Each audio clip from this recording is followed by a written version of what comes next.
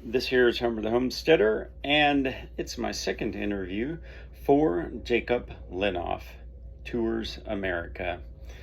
Um, the funniest cruise I've ever had is really not one cruise in particular, but the events that I get to do, are the friends I get to meet on the cruises are the funnest thing. Um, and one story that comes to mind that is among the funnest is my uncle had salvaged this. I think they're called a skimmer hat or straw skimmer hat, but the type that the barbershop quartets wear.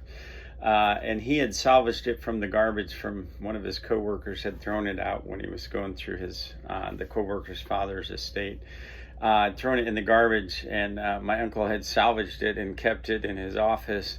And I was there helping him with his work, and he said I needed to take that with me to use in my karaoke. And so I was cruising with that for a while until it started to fall apart. But these young kids we had started to become friends through karaoke and some other stuff.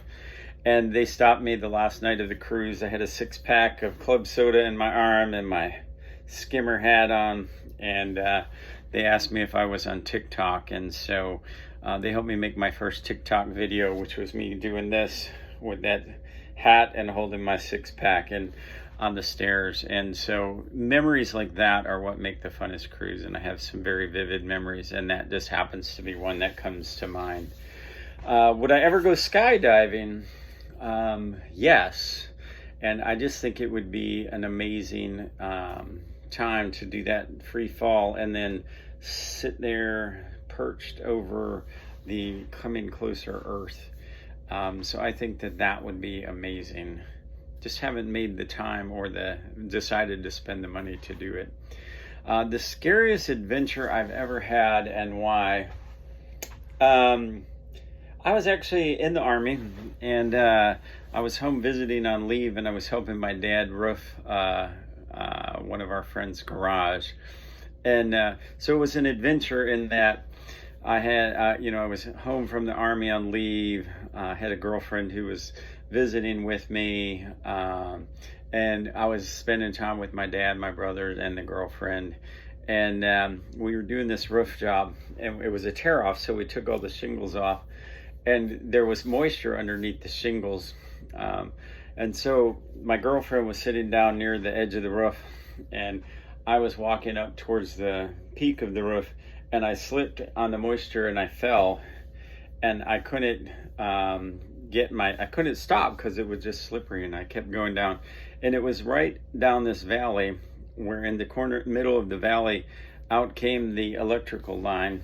And so I was afraid I was going to fall on either side of it. I had tried to sink my hammer into the roof to slow me down, but for some reason it skidded out of my hands and didn't go through the plywood. And I came right to the edge, and my feet caught in the eavesdropping. And the first eavesdropping spike came out, and the second eavesdropping spike came out. And I was just right at the edge, and I almost ready to fall over that wire. And this was the scariest adventure when the third eavesdropping spike held, and I didn't go over the edge and fall on the electrical wire. If I could trade places with a movie star, who and why? Well, I don't know any movie stars that meet this criteria, but one of the music stars that I really look up to is Garth Brooks. He made an awful lot of money, and that's not why I look up to him, but he took time off his career to raise his children and spend some time with them. And he, I think, understands family in a way that is important to me, and the idea of enough, and that is that you don't have to once you get to a place that you have enough, you don't have to keep going. And I'm happy about my life that I have enough. And so if I could find a movie star like that, that's who I would emulate, as somebody who understood I have enough, I don't have to keep going and trying to get more, and I can appreciate and enjoy what I have without continuing to go too much. A childhood idol. I have to say, I had two childhood idols that I can think of. One was Abraham Lincoln. I really liked his, not that he got shot, of course, but that he stood up for what he thought was right for the country at a time that it maybe wasn't necessarily the most popular.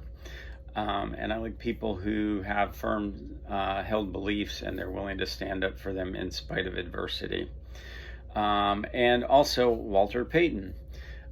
Even though I liked the Dallas Cowboys and Walter Payton played for the Houston Oilers at the time, I liked him because he was like this heavy duty guy. He really took some hits. He was a great running back or fullback or whatever he was called.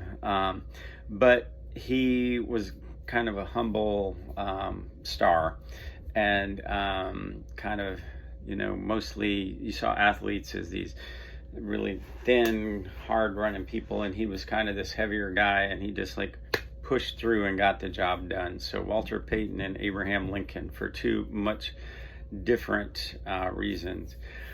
A superstar's death that I took difficultly. I really, I have to say, I learned through the death of my grandparents and also my father that generally I'm okay with people passing away.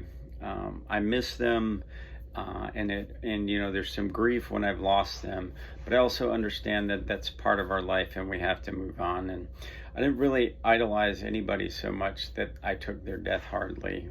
Probably the most difficult was losing my child at 3 days old and my father, and I took those with some grief. But there's no real superstars that I was overwhelmed about them passing away. And my favorite thing about summer is the warm weather. I'm a warm weather fan. I've been here on Alaska cruises this summer, and the weather here in Alaska and northwest, or I guess southwest Canada, is not really the warmest. It gets up to about 70 degrees for a few weeks, but it's often rainy and still cold, especially there are a bunch of glaciers here in southeast Alaska. And that's one thing that I've missed is the nice warm weather. So I'm ready to go. My favorite thing about summer is warm weather, and I'm ready to go back to the Caribbean and cruise. Again, this has been an interview for Jacob Lenhoff Tours America. This is Homer the Homesteader. Thank you for joining us.